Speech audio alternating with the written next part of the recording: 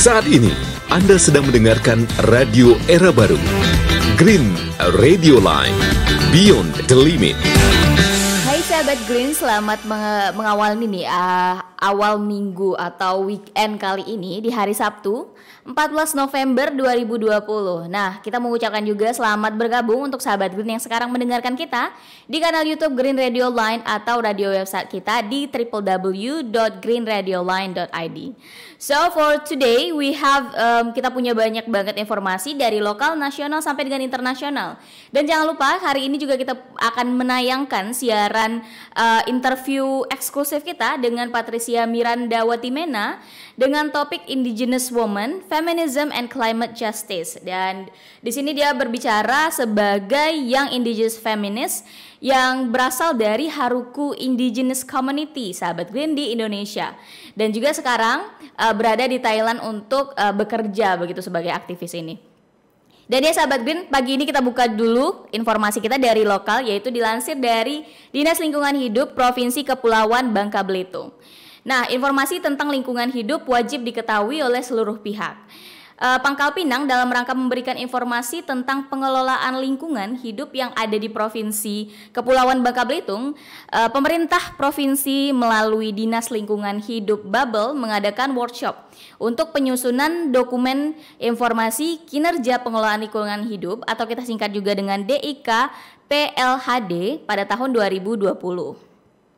Nah, Kepala Dinas Lingkungan Hidup Babel Eko Kurniawan mengatakan adalah salah satu faktor kunci untuk memenuhi hak dan kewajiban dalam perlindungan dan pengelolaan lingkungan hidup adalah tersedianya data dan juga informasi bagi seluruh pihak.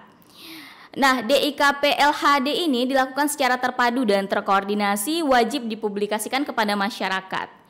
Dan sementara Kepala Bidang Tata Lingkungan Sardiono mengatakan dalam penyusunan DIKLPHD ini melibatkan unsur satuan kerja dari perangkat daerah, perguruan tinggi hingga dengan lembaga masyarakat. Agar kualitas data dan informasi lingkungan hidup dapat meningkat dari waktu ke waktu, maka melalui pedoman inilah penyusunan DIKPLHD ini harus menjadi acuan bagi seluruh pihak dalam penyusunannya sendiri.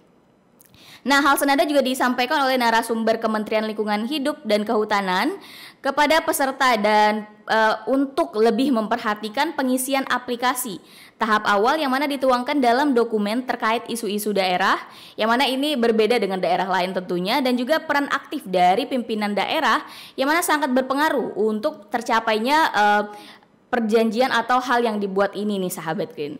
Dan ya, kita masih punya informasi dari Bekasi, dari nasional dan juga dari internasional. So stay tuned in Green Radio Line, Beyond the Limit.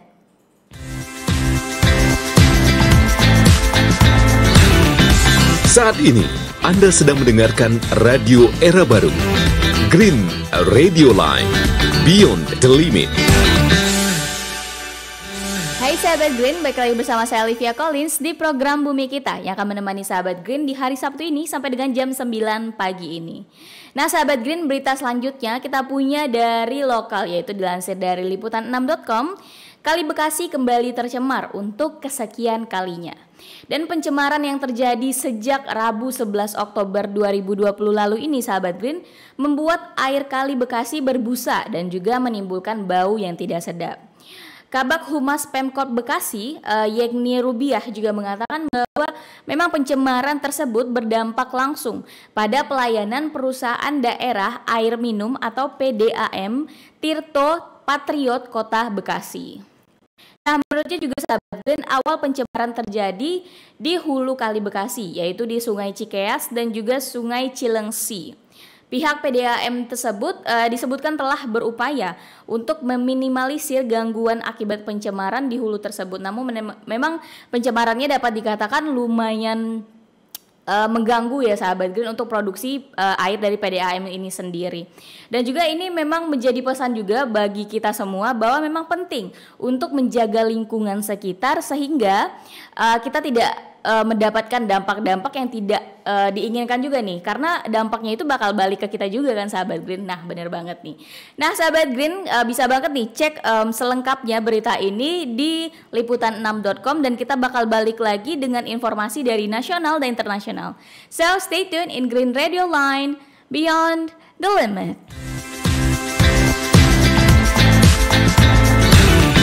Saat ini, Anda sedang mendengarkan Radio Era Baru, Green Radio Line, Beyond the Limit. Baik lagi bersama saya Olivia Collins di program Bumi Kita yang akan menemani sahabat Green sampai dengan jam 9 di pagi ini. Nah, selanjutnya kita punya informasi dari rimbakita.com, sahabat Green, kategori status konservasi IUCN Red List. Nah, yang mana kategori ini, sahabat Green, yang digunakan oleh IUCN untuk melakukan klasifikasi terhadap berbagai spesies makhluk hidup yang terancam punah.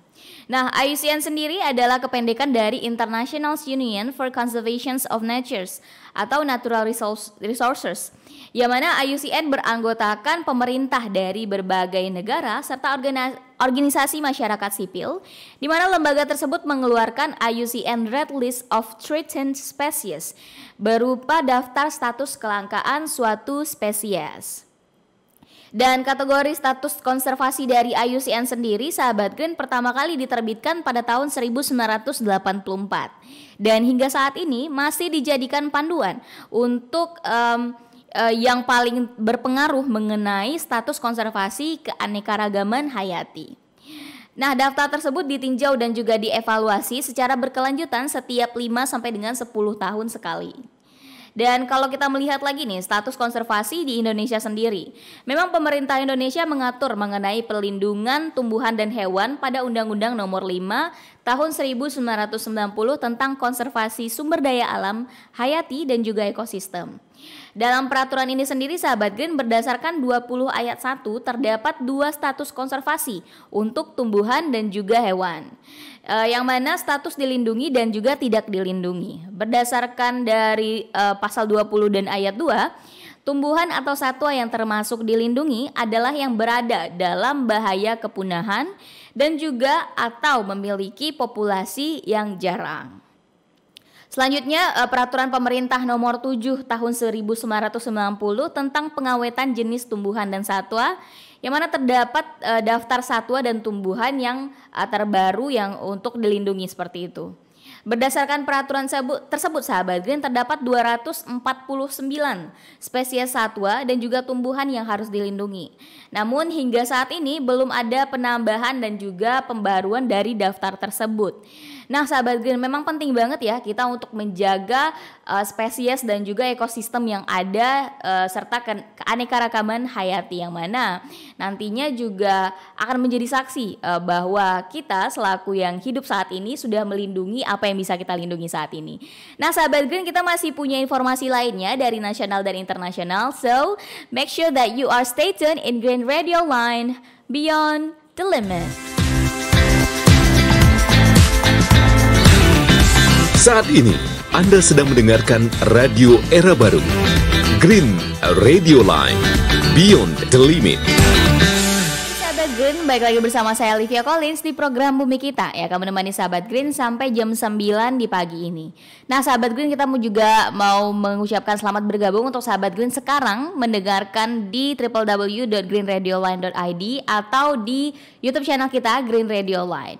Nah, selanjutnya kita punya informasi dari nasional, sahabat Green, dilansir dari liputan6.com bahwa korban pohon tumbang akan mendapatkan asuransi dari pemerintah Kota Bandung, baik itu korban luka, meninggal maupun korban akibat terdampak pada kendaraannya sendiri nih, sahabat Green.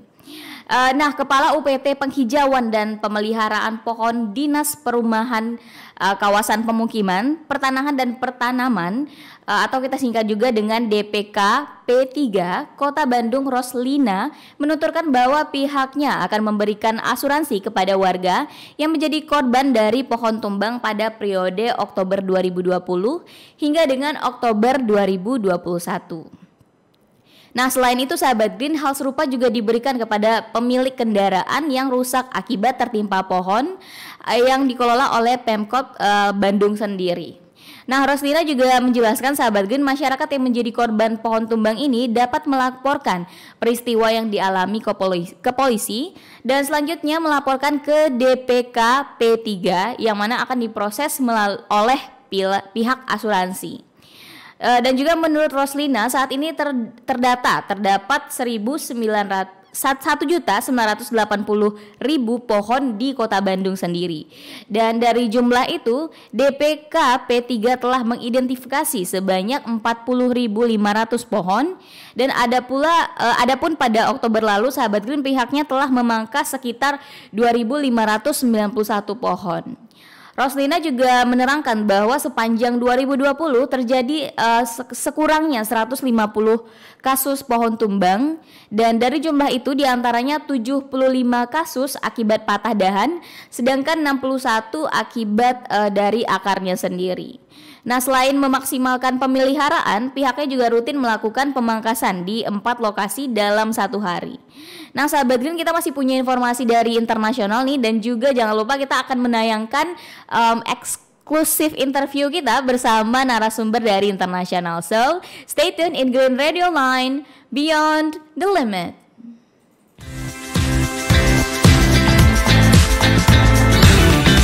Saat ini Anda sedang mendengarkan Radio Era Baru, Green Radio Line, Beyond the Limit. Now you're still listening Green Radio Line with me, Livia Collins, in the program Bumi Kita program. That will be with you until this 9 a.m. Western Indonesian time. So for the last news today, we have from the Greenpeace Internationals. Using the African continent as a dumping ground for plastic? No, thank you.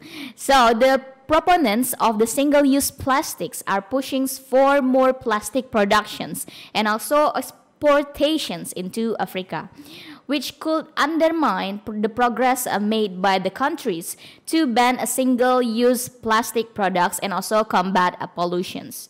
After a month of pressures, Betty Mania, the Cabinet Secretary, Ministry of Industrializations, Trade and Enterprise Development in the Kenya, finally met the Greenpeace Africa to receive the 2,000-strong petitions calling for her to take a stand against the advocacy from lobbying from the American Chemistry Council to make Africa a dumping site.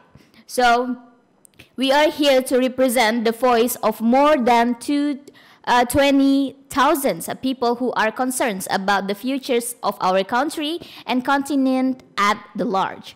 We want to send a clear message to that we will not allow any lobbyists or the plastic industry or the derail us from the progress we have made in the continent.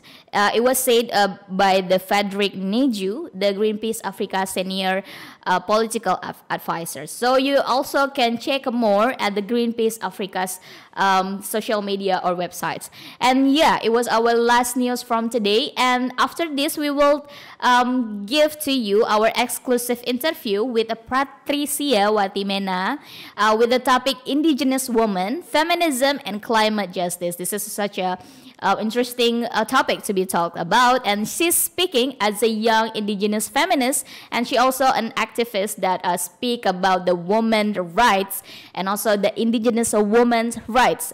Now she is living in Thailand. And yeah, once again, sis belongs to Haruku indigenous community in Indonesia. That was Bumi Kita in this Saturday.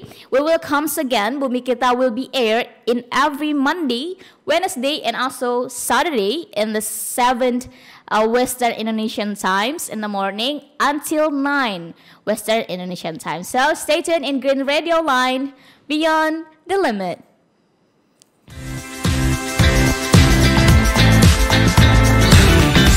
Saat ini, Anda sedang mendengarkan Radio Era Baru, Green Radio Line, Beyond the Limit.